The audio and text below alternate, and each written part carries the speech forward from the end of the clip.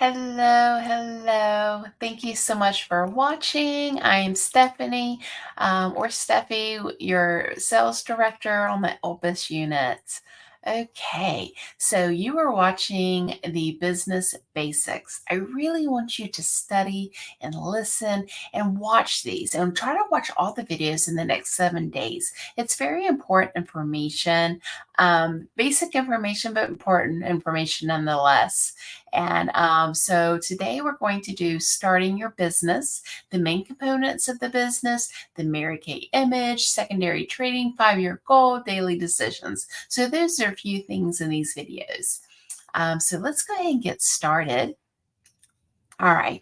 So these are just a few things that we didn't go over in your one-on-one orientation. And as a new consultant, regardless of how much you are wanting to do this with this business, it's just good information to know. So, watch these videos, take notes, and if you have any questions, ask me or your director. It is up to you what you want to do with your business and where you want to take it. But remember, you are in business for yourself and not by yourself. There are so many ways to get training. So please always refer to your InTouch. There are so many resources there. You may also go to our unit website, www.steffishipley.com. The password is ELPIS, ELPIS, and that's all lowercase. So the videos that I have created for you as part of the Elpis team. And so watch each video within your first 7 days, like I said, and these are just quick and basic information. As our team meetings, we also get training every week and also at events. But do your best to never miss a weekly meeting. They're at Zoom at 7 o'clock on Mondays, and as they are really super important for your recognition, for building friendships with other unit members, and for continuing your education and training. So you are part of the ELPIS team or ELPIS unit.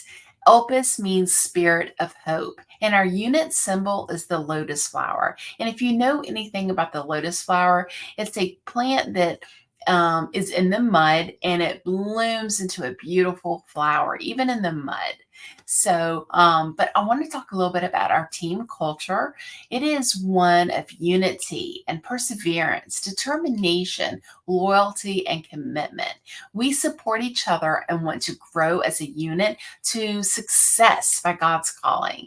So I hope you will love being as much a part of our unit as we love having you. All right, so there are 3 main components to our business, and you will hear this over and over again. Book, sell, share. Book, sell, share. It is truly that simple. You book the faces, you sell to the faces, you share the opportunity to the faces. Done. Boom, right? So this business is not hard, you guys, but it does take a little effort to get a solid customer base, regardless if you're putting in a few hours a month or a few a week. Okay, so let's talk about image.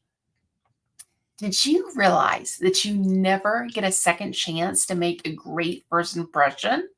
Think about that for a minute. Have you ever stopped to think that you, as a Mary Kay consultant, may be the only Mary Kay person that someone knows or has ever met? Do you realize that your actions and your attire as a Mary Kay consultant reflect on all of us? I know most of us get to going so fast, and sometimes we just lose sight of these things. But Mary Kay image is an attitude. Mary Kay image is a dress code. Mary Kay image is a code of ethics that we strive to uphold because Mary Kay herself was very serious about the image that we project to our community by the words we say, the way we treat others around us, and our attire. So, in other words, what I'm saying is, And when it comes to attire, you just want to look professional. This is a job just like any other job, and you want to dress for that job. As they say, dress for the person you want to be. We don't want to show up to having appointments and leggings and sweatshirts. You don't want to look like you just rolled out of bed. Put yourself together and make it look like that you actually care about what you look like, right? So that's all I'm saying. And do I wear leggings and sweatshirts? Absolutely. I love leggings and sweatshirts. And this is just an example, but I don't wear it to appointments and definitely not to meet any customers. Okay, so let's talk about secondary training. I'm sorry, secondary trading. Okay, so hopefully by now you've made a decision on inventory, whether to have products on hand, building your store, or just purchasing as you go. Secondary trading is when you loan or borrow from other consultants to fill your customer needs. Or vice versa. Okay. This is not good practice, and I highly recommend avoiding this at all costs. If you need to get product quickly and want to purchase it wholesale plus tax from another consultant, the transaction must be done at that time. Don't wait for either on the consultant order from the company, where she just says, "Oh, I'll just replace that when I put my order in." Or, yeah, can I just catch you next time? I'll just wait until you need something. No, no, no, no.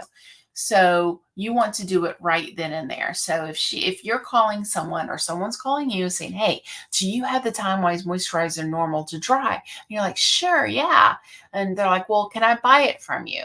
Well, yes. If you say yes, then right then and there, when you hand it to her, you're getting the wholesale plus your tax on that. Okay. Right then and there. And so, honestly, it's just better for you to order through the company if a customer needs something, and just to tell your customer it would have to be ordered, and you will do so when you order from the company. And is that ideal? Absolutely not. As we've talked in our inventory discussion, it is always a great idea to have products on hand for customers, because I want you to think about it. If you go to Target and you're wanting something, say you're wanting, I don't know, whatever it is that you're wanting, okay? And they don't have it on the shelf. So you turn to the Target person and you're like, "Where is this?" And they're like, "Oh, we're out of it. We're going to have to, order it."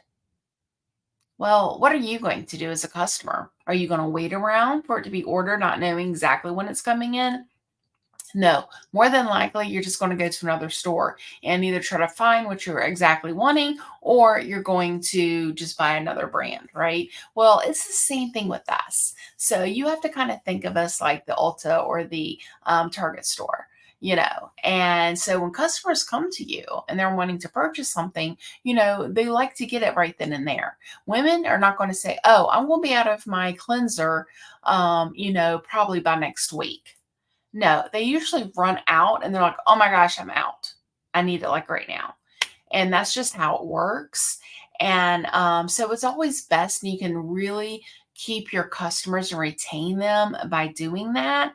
I mean, there's always those random products that you really don't keep on hand that you do have to order. And those products probably not going to be something that they need right away. I'm talking like fragrances and things like that. But, keeping your skincare and those products that tend to go quickly off the shelves, it's best to keep those on hand as much as possible. Okay. Or that person can just go to your website and place an order. They're still going to have to wait for it to be shipped, but at least it's out of your hands, and let the company send it to them. Okay. All right. But if you have any questions about that, please feel free to ask me, and I will work with you on that and get you a better understanding of what would work for you. All right. So let's talk about goals. This is so important to physically write down your goals. What do you want in 6 months? What do you want a year from now? What about 5 years from now? Do a vision board and spend some time on this. Truly dreaming big. When you define what you want without any excuses or limitations and are able to physically see it, you will be amazed how powerful that can be. So I cannot stress the importance of really having a vision board.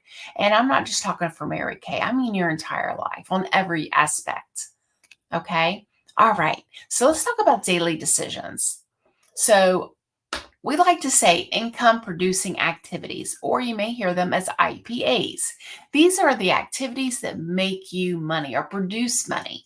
So examples of income producing activities are booking, seeing faces, calling customers for reorders, sharing appointments, okay? Things that are not IPAs, organizing your office, organizing your products, doing paperwork, filing, all those things. Are they important? Yes, of course they're important, right? Because that's part of running any business, but they're not going to make you money by doing that. So you concentrate daily decisions on concentrating on your income producing activities because that is where no one wants to sit around and organize an office for day after day and have no money coming in. Okay, so you want to focus on those income producing activities. All right, another daily decision is your 6 most important things list. This is a list of the most important things that you need to do for the day. Okay, I like to do mine at night for the following day. It helps keep you on track and more focused. It also helps with your time management, which we'll cover in more detail in another video. But the success in your business is really like hidden in your daily routine. Okay. So the small things that you do consistently is the difference in whether you're successful or not. So when it comes to daily decisions, there are really two major keys here: time management and action. All right, so you are done with the Business Basics video. Text me at 434-509-5489 with the word number 1 done or Business Basics video done, just so I know that you've completed this portion. All right, thank you so much. See you on the next one.